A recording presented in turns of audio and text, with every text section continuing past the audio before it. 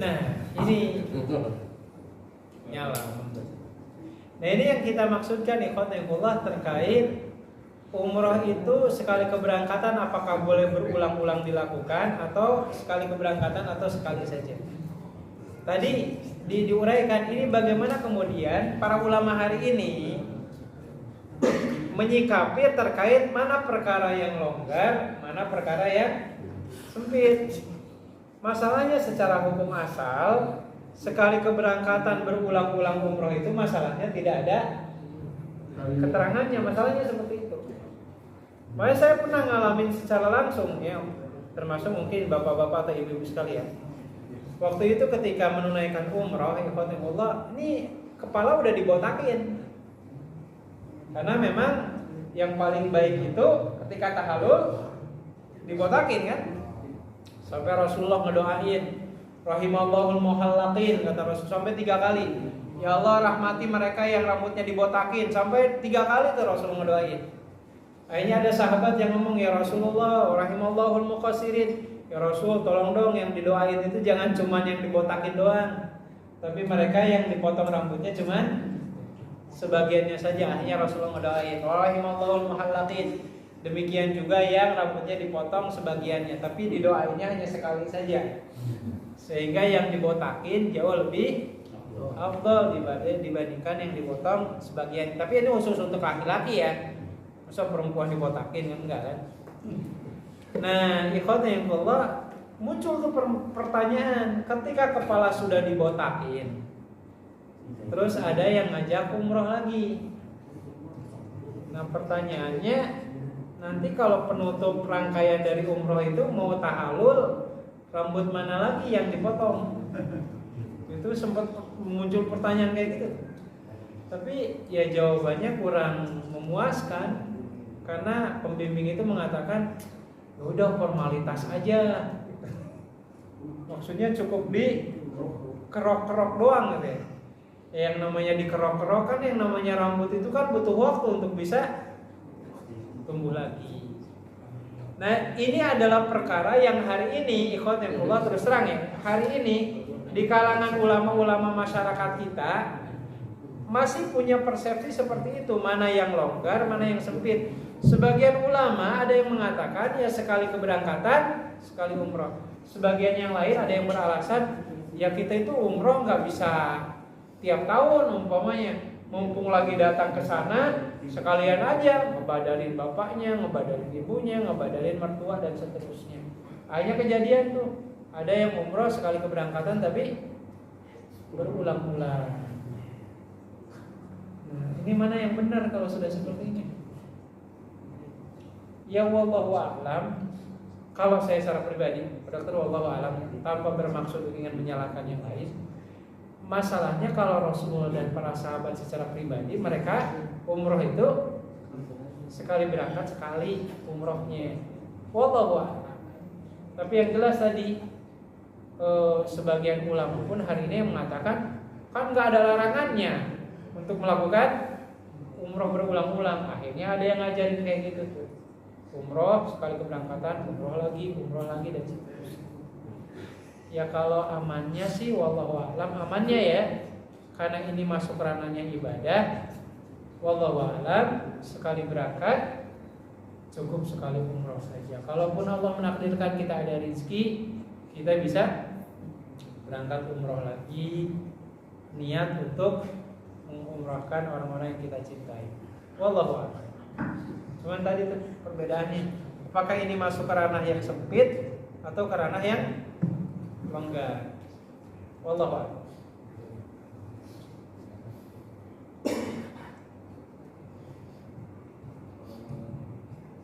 Silakan. Assalamualaikum warahmatullahi wabarakatuh. Yang konteks uban, katanya itu kalau ngecat yang uban pakai warna itu sunnah.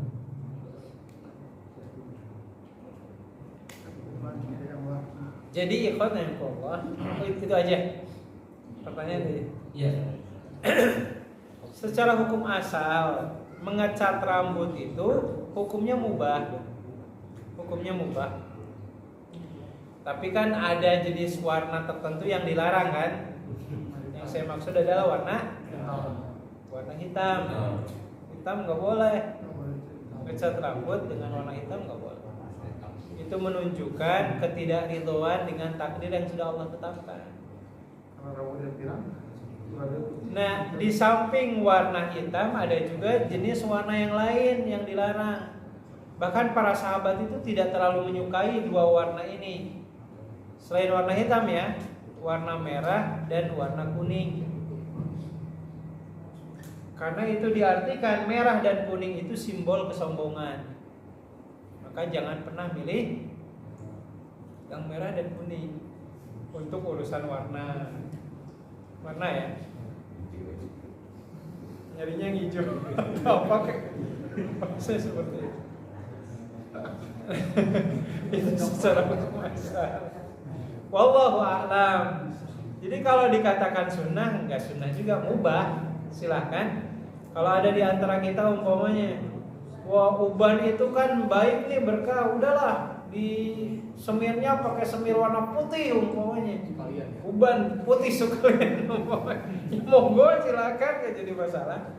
Yang penting secara umum jangan hitam, jangan merah, jangan kuning. Selain itu ya mubah silakan. Mau warna coklat, mau pirang sekaligus enggak jadi masalah. Wallahu a'lam.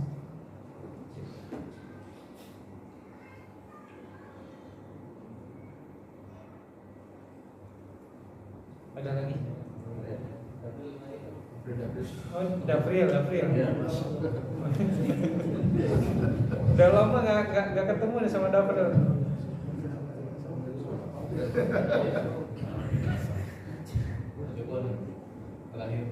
Apa coba? Penutupan BLTN. Kenapa?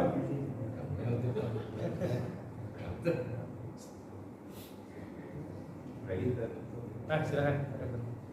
Untuk itu yang tadi yang hukumnya kita setelah sholat subuh ya beribadah lalu sampai saat suruh sholat subuh 2 rakaat itu yang saya dengar hukumnya nggak kuat ya, dalilnya jadi dhaif ya. Kalau yang saya baca hadisnya itu kita bisa merujuk ke hadis Sunan At-Tirmidzi. Bahkan hadisnya itu bukan dhaif, tetapi hadisnya itu hasan sahih. Jadi maksud hasan sahih itu ini hadisnya itu diriwayatkan dari 2 jalur yang berbeda. Yang satu hadisnya sahih, yang satu hadisnya hasan. Hasan itu artinya baik. Ya. Ada Pak Hasan kan di sini? Jadi bahasanya kalaupun hadis ini hasan itu udah cukup jadi amalan bagi kita. Apalagi hadisnya di sisi yang lain jalurnya sahih. Jadi hadisnya sahih plus hasan gitu. Ya, hadis yang diriwayatkan oleh Imam At-Tirmidzi di mana Rasulullah mengatakan man shallal ghadata fi jama'atin tsumma dzakarallaha hatta tatlu asyamsu kana kaman adail haji wal umrati tamatan.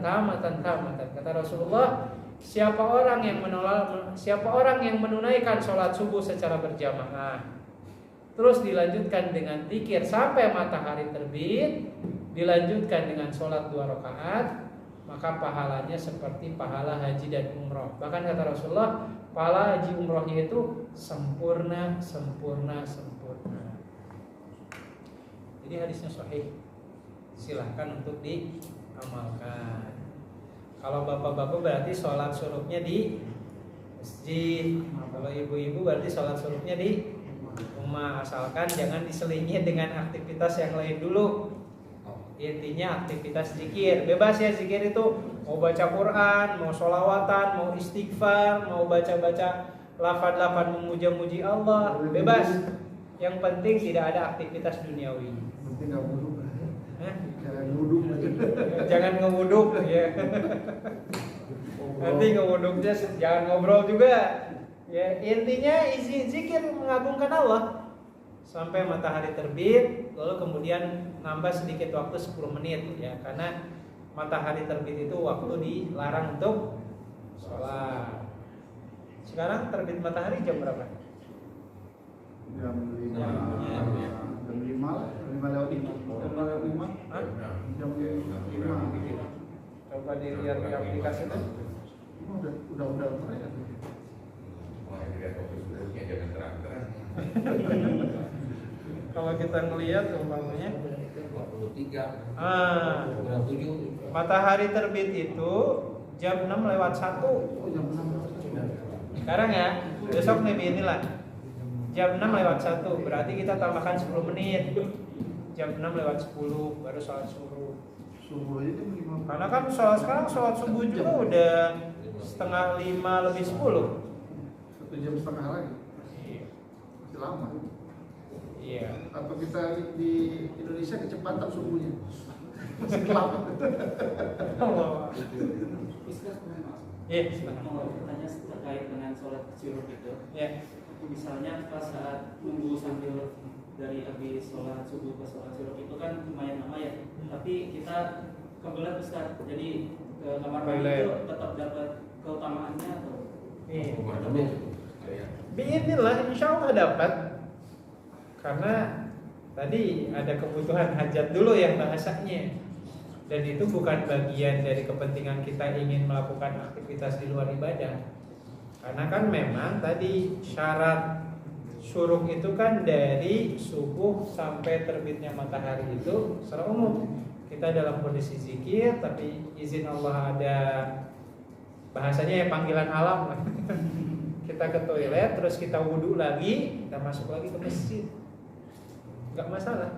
Silahkan. Yang penting nggak diselingi dengan tadi ngobrol, makan-makan dan seterusnya. Jadi murni aktivitasnya ibadah. Oh, Adalah nggak ada. Emang enak sih ngobrol-ngobrol itu sampai matahari terbit. Ngopi. Nggak masalah. Wallah. Ustaz, kalau dapat pertanyaan ini di luar kajian hari ini Boleh. kurban. Kurban. Masalah zakat Ustaz. Oh iya. Ustaz. Ya, bagaimana faedahnya kalau kita memberikan zakat untuk orang-orang di lingkungan kita, spesialnya pekerja lah, pekerja yang bekerja di kita, memang kita membayar gaji mereka, tapi gaji yang kita berikan mungkin tidak mencukupi segala kebutuhan, masih jauh lah dari kecukupan gitu. Iya. Terus tapi kita juga tahu dia kurang beribadah gitu, tidak sholat gitu kadang-kadang. Nah itu bagaimana hukumnya Ustaz? Kalau kita ada kemampuan harus membayar zakat, apa kita utamakan ke mereka dulu sebagian, nanti sebagian lagi kita mungkin cari ke tempat lain, atau boleh nggak kita berikan zakat ke mereka dulu? Secara umum ikhwatillah, ketika kita berbicara tentang mustahik zakat, penerima zakat, itu kan kategorinya sudah Allah uraikan. Kalau kita merunut ke surat At-Taubah ayat 60 itu disebutkan. Innamas shadaqatu lil fuqara wal masakin wal amilin 'alaiha wal mu'allafati qulubuhum wa fir riqabi wal gharimin wa fi sabilillahi wa fi sabil fardatan minallah wallahu alimun hakim. Jadi Allah menegaskan sesungguhnya yang namanya zakat itu diperuntukkan untuk 8 kelompok. 8 kelompok nih. Jadi kita tidak lagi berbicara, mohon maaf, dia itu muslimnya sholat atau enggak sholat umpamanya. Atau umpamanya gajinya mencukupi atau tidak mencukupi. Yang penting termasuk salah satu dari 8 kelompok ini. Siapa saja? 1, fakir. Siapa ini fakir yang dimaksud? Fakir ini adalah mereka yang untuk makan ketika itu aja nggak punya. Itu fakir. Sesudah fakir, fuqara wal masakin. Kalau masakin, miskin, mereka yang punya makan untuk sekali makan aja. Jadi sesudah makan ini nggak tahu mereka bisa makan atau enggak. Jadi orang fakir lebih belangsak daripada miskin. Selalu disebutin fakir miskin, nggak ada miskin fakir. Karena orang fakir sudah pasti miskin, tapi orang miskin nggak pasti fakir. Gitu. Jadi fakir, miskin. Sudah itu apa? Amil yang jadi panitia. Maka yang jadi panitia nggak mesti bahasanya mau dia miskin atau dia kaya. Kalau dia jadi panitia zakat, ya dia berhak untuk dapat zakat. Makanya jangan diartikan zakat itu untuk fakir miskin doang, enggak. Kalau ada orang kaya jadi panitia amil, ya dia dapat. Urusan nanti dituduh nyari sampingan umpamanya, itu perkara lain. Umpamanya nih, punten ya, Bupati Kerawang posisinya sebagai pengurus di Baznas, Badan Zakat Nasional Kabupaten. Ketika memang resmi beliau ditunjuk, ya beliau berhak dapat zakat. Urusan beliau kaya atau tidak itu perkara lain. Itu fakir, miskin, amil. Sudah itu apa? Mu'alaf. Siapa itu mu'alaf? Para ulama menguraikan mu'alaf itu ada 3 kategori. 1, mereka yang baru masuk Islam. Itu tuh. Pertama, mereka baru masuk Islam. Kedua, orang non-muslim tapi ada tanda-tanda dia tertarik ingin masuk Islam. Kelihatannya ini mau masuk Islam nih, mau login umpamanya. Ya, ada tanda-tandanya gitu. Jadi kalau ada acara buka puasa ikut bareng, ngebantu juga nyiapin makanannya umpamanya. Yang lain kurban, dia juga ditipin domba, ingin kurban umpamanya. Wah, ini kayaknya tanda-tanda mau masuk Islam nih. Boleh tuh kasih zakat, itu termasuk mu'alaf. Atau yang ketiga, orang non-muslim tapi dia peduli dengan kepentingan umat Islam. Jadi kalau umpamanya umat Islam butuh pertolongan, dia selalu terdepan. Umpamanya umat Islam ingin apa ya contohnya ya? Ingin bangun masjid, tapi perizinannya dipersulit. Oh, dia nih orang non-muslim tapi peduli ke umat Islam. Dia ngurusin, umpamanya memperjuangkan. Itu termasuk kategori mu'alaf. Jadi itu 3 kategori mu'alaf ya. Yang baru masuk Islam, orang non-muslim yang ada tanda-tanda ingin masuk Islam, atau yang terakhir orang non-muslim tapi peduli dengan kepentingan umat Islam. Itu mu'alaf. Boleh kasih zakat. Jadi fakir, miskin, amil, mu'alaf. Terus gorimin. Gorimin itu yang terlilit hutang, tapi bukan terlilit judi online ya. Dapat BLT itu alhamdulillah gitu ya.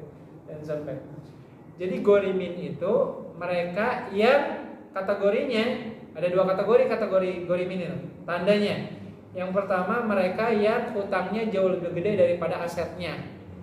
Jadi kalau asetnya dijual pun utangnya nggak nutupin sama sekali. Itu gorimin. Dan yang kedua, mereka yang utangnya jatuh tempo, harus dibayar seketika itu juga.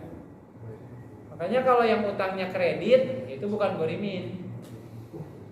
Ustaz, ini saya cicilan mobil belum lunas. Ya kalau kredit mah itu bukan gorimin kategorinya. Jadi kalau gorimin itu kalau jatuh tempo harus dibayar. Gitu ya. Terus apa lagi? Fakir, miskin, amil, mu'alaf, gorimin, Ibnu Sabil. Ibnu Sabil itu musafir yang kehabisan perbekalan, atau musafir yang tertimpa musibah, entah itu kecopetan atau apa gitu. Dia datang ke masjid minta zakat, kasih. Gitu. Lalu apalagi fisabilillah.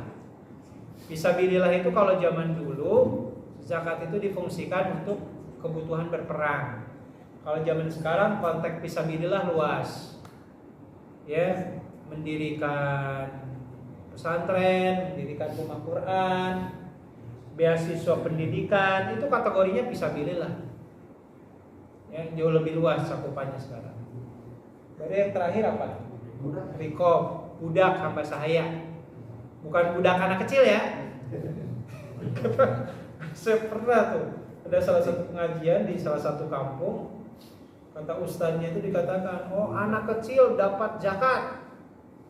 Dari mana Pak Ustadz? Ini di Quran ada budak. Maksud budak di sini bukan budak bahasa Sunda. Orang Sunda itu kan budak artinya anak kecil, bukan itu yang maksudnya. Yang dimaksud budak di sini adalah hamba sahaya yang diperjualbelikan. Nah pertanyaannya tadi, karyawan kita itu masuk kategori yang mana? Fakir, miskin, atau seterusnya. Ya kalau masuk salah satunya monggo silakan. Tapi kalau tidak masuk, ya nggak boleh dikasih zakat. Gitu. Gitu ya. Wallahu a'lam. Walaupun kadang-kadang kan ada itu kalau orang-orang yang bekerja sama seseorang tuh kan merasa kebutuhan tidak cukup, dia kan berhutang sama Ustaz kan. Berhutang. Tapi kategori kalau tadi kan kalau hutangnya masih lebih kecil daripada asetnya kan dia tidak boleh kan hutangnya kita lunasi termasuk. Iya. Berarti bukan gorimin. Kategori ini. Ya infak sedekah aja, infak sedekah. Infak sedekah saja. Allah.